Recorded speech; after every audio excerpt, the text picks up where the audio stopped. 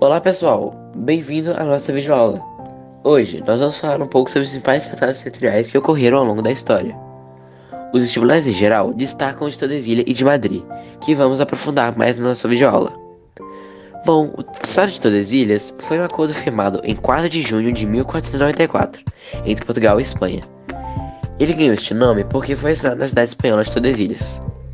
O acordo tinha como objetivo resolver os conflitos territoriais relacionados às terras descobertas no final do século XV. De acordo com o Tratado de Tordesilhas, uma linha imaginária de 360 léguas de Cabo Verde serviria de referência para a divisão das terras entre Portugal e Espanha, em que as terras a oeste dessa linha ficariam para a Espanha, enquanto as terras a leste eram de Portugal.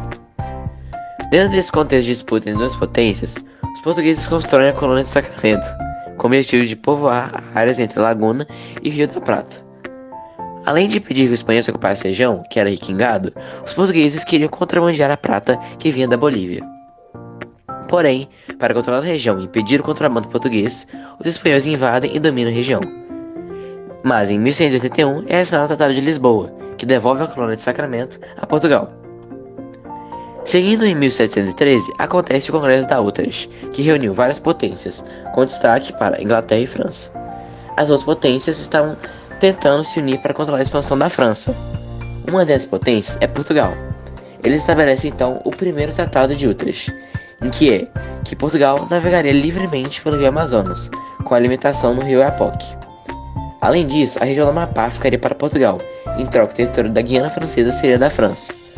2 anos depois, é estabelecido um segundo tratado também na cidade de Utrecht, mas dessa vez entre Portugal e Espanha, após a invasão espanhola na colônia de Sacramento, devolvendo-a para Portugal, e em troca Portugal cede alguns municípios à Espanha, como os de Albuquerque e de Sanabria. Conforme o tempo foi passando, o limite estabelecido pelo Tratado de Tordesilhas, porém, passou a ser descartado, quando houve a União Ibérica, de 1580 a 1140. Neste momento, tanto Portugal e suas posses passaram a fazer parte da coroa espanhola, já que o rei de Portugal, Dom Sebastião, morre sem deixar herdeiros ao trono, e seu parente mais próximo dele era Filipe II, que na época era atual rei da Espanha. Isso gerou até mesmo uma crença mítica propagada em Portugal, chamada de sebastianismo, na qual muitas pessoas acreditavam na volta de Dom Sebastião, que retornaria como o Messias e que levaria o país a muitas glórias e conquistas. Em 1640, a União Ibérica chega ao fim, graças ao movimento que foi conhecido como Restauração, que desejava o retorno da autonomia política de Portugal. Assim, foi necessário resolver os problemas de fronteiras que existiam entre Portugal e Espanha na América.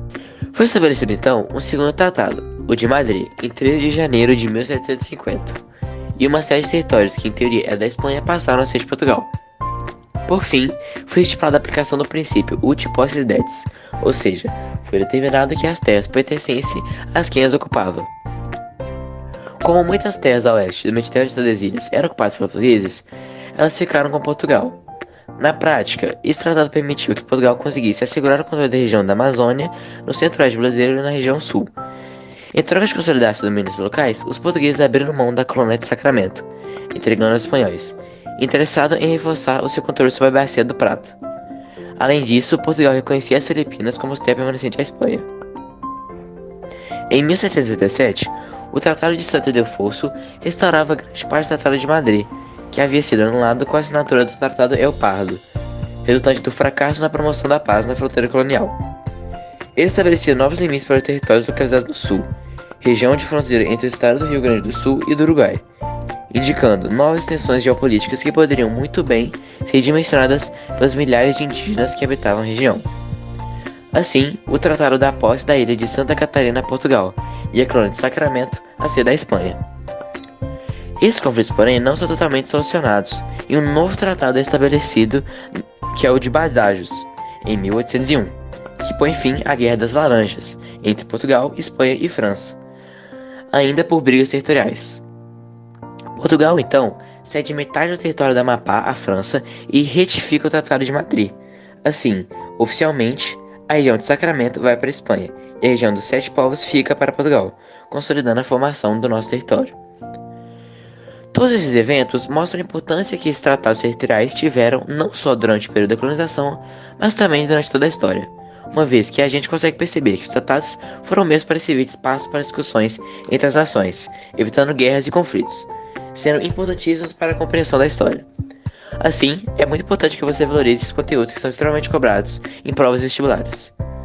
Como exemplos disso, colocamos aqui alguns exercícios que caíram em provas e vestibulares muito importantes, tratando desses assuntos dos tratados territoriais.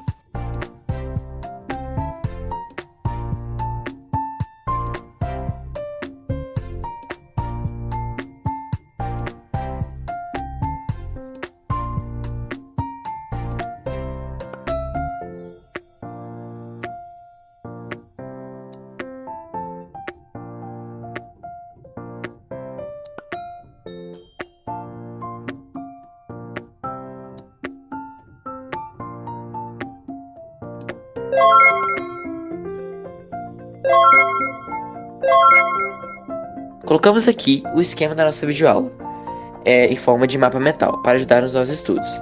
Esse foi o nosso vídeo, esperamos que tenham gostado. Até a próxima!